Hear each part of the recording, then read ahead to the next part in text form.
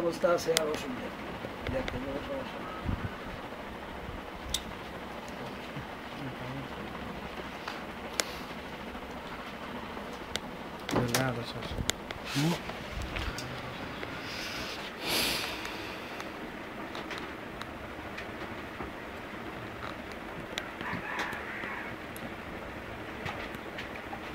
এমনি হইলো আমার ছোট জামাই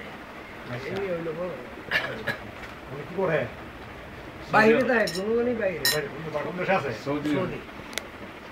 না মাম